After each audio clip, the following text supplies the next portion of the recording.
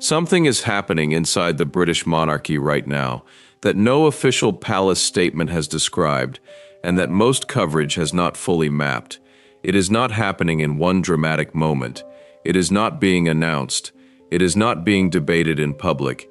It is happening in briefing notes, in patronage decisions, in ceremonial schedules, in the quiet redistribution of institutional authority that takes place every time a working royal's responsibilities are realigned without press release or explanation.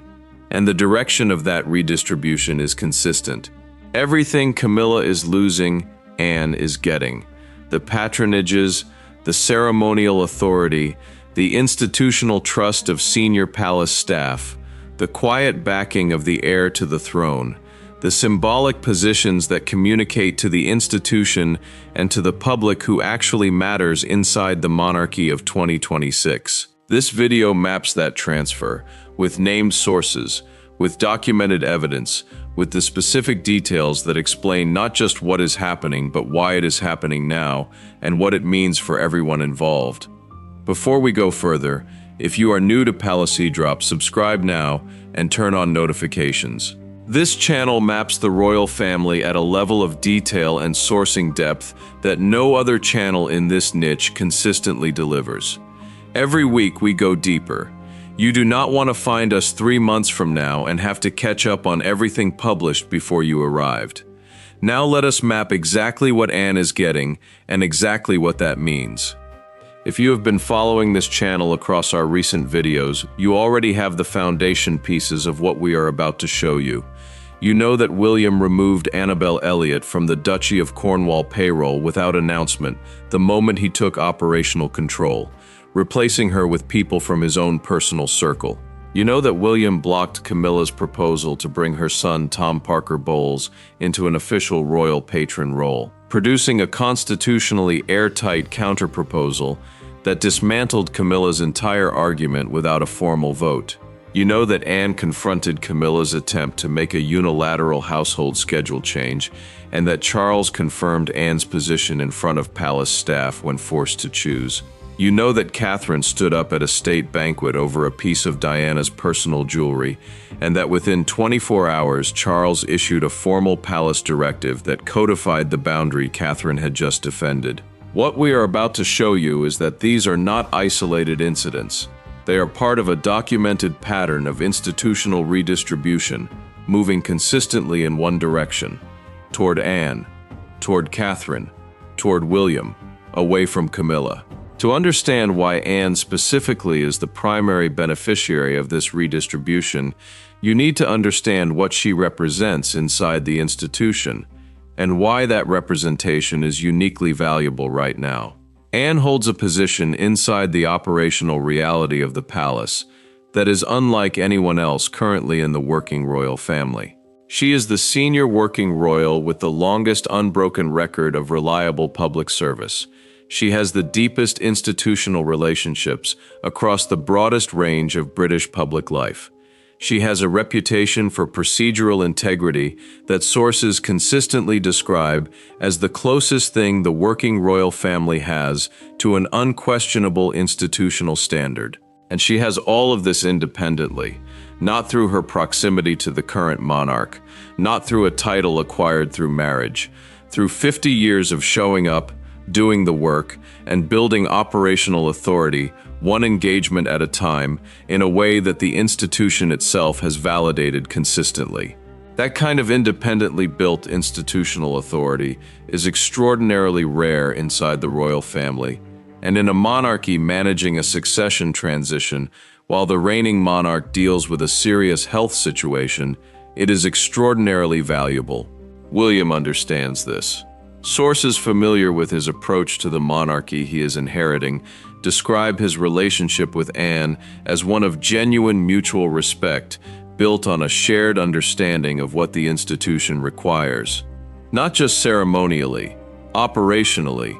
That shared understanding is what makes the current dynamic between William and Anne something more significant than a family alliance.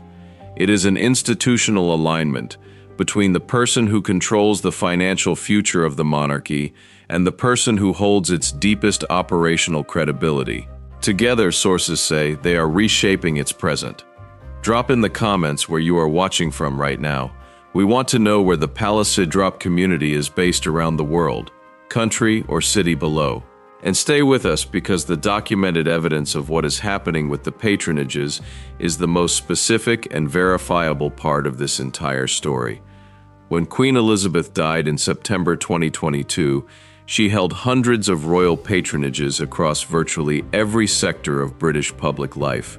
Charities and medical foundations, cultural institutions and military regiments, educational bodies and environmental organizations, each one representing a formal relationship between the Crown and an institution that carries public weight beyond simple endorsement. A royal patronage is a formal designation in which a member of the royal family becomes the official public representative of an organization.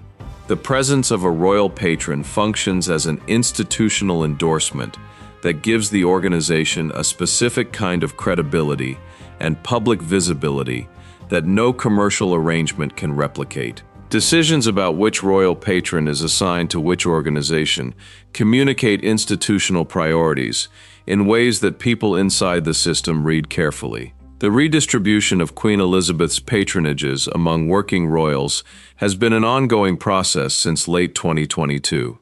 It involves decisions about which working royal has the relevant experience, the institutional relationships, and the public profile that serves a particular organization's needs most effectively. Sources suggest the redistribution process has not been neutral in its outcomes. Specific patronages that were being positioned toward Camilla in the months following Queen Elizabeth's death have been redirected according to sources familiar with the allocation discussions. Not through any publicly announced policy change, through the internal conversations among senior palace advisors and working royals that determine these outcomes before they are ever formalized. Anne has been a participant in those conversations at a level that reflects her standing as the most senior working royal after Charles. Her input, sources suggest, has been consequential, not simply as one voice among several, but as the voice that carries the deepest institutional credibility in the room. The publicly announced outcome of the patronage redistribution process shows Anne's portfolio expanding across areas of significant public visibility, while Camilla's accumulation of new high-profile patronages has been notably slower than might be expected for a reigning Queen Consort. The patronage record is the most publicly verifiable element of this story because patronage allocations are formally announced and can be tracked. Since Queen Elizabeth's death, Princess Anne has taken on additional patronages across areas where her personal expertise and decades of institutional relationships give her associations genuine credibility beyond ceremonial value. Equestrian and agricultural organizations, where her record speaks for itself. Environmental and conservation causes that align with both her own established charitable focus and William's stated priorities for the monarchy he is inheriting. Medical and healthcare foundations, where 50 years of sustained charitable engagement have built the kind of deep institutional trust that a newer patronage holder cannot replicate. In each of these areas, the choice of Anne over alternative candidates communicates something specific. It signals that the patronage is being given to the person with the most relevant and most authentic institutional relationship to the cause, rather than to the person whose title makes them the most convenient choice. Sources familiar with the allocation discussions describe a consistent pattern in which patronage requests from Camilla's household have been subject to additional consultative processes and review steps that were not applied with the same rigor to allocations going to Anne.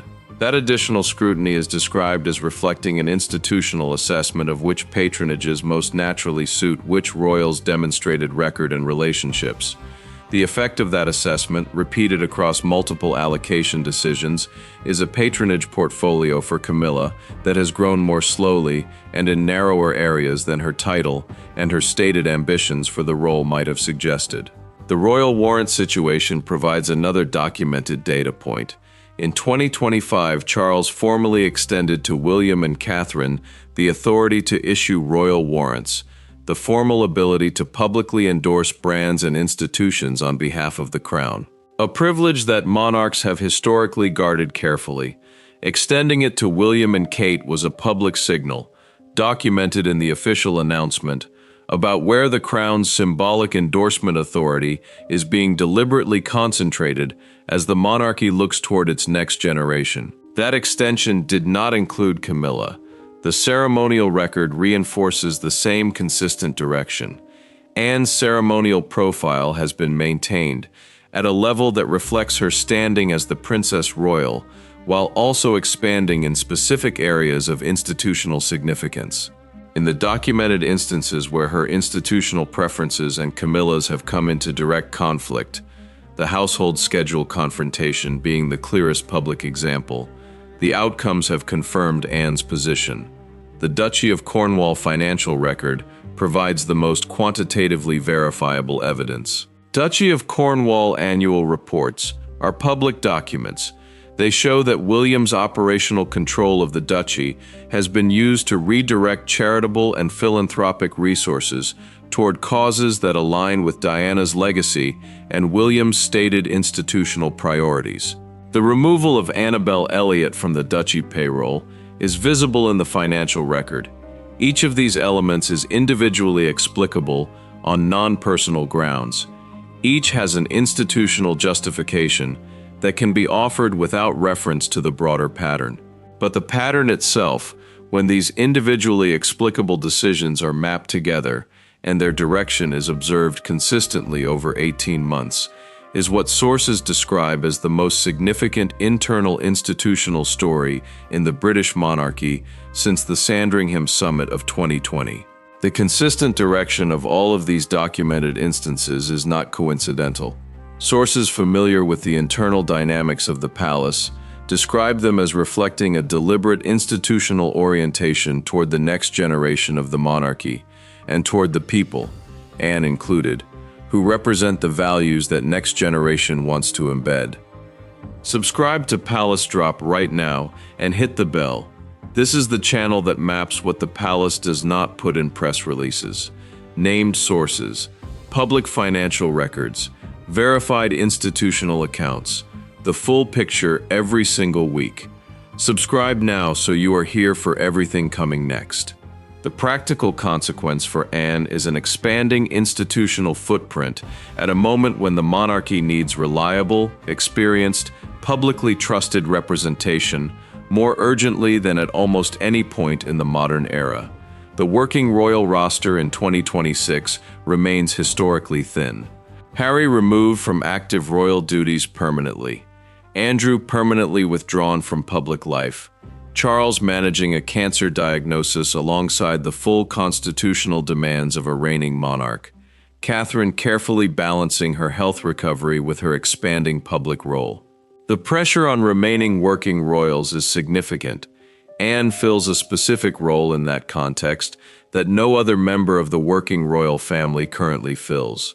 She is the most experienced, the most credibly established, and the most operationally reliable working royal available. When the monarchy needs a representative, it can deploy to any official occasion in any institutional context with complete confidence. Anne is that person.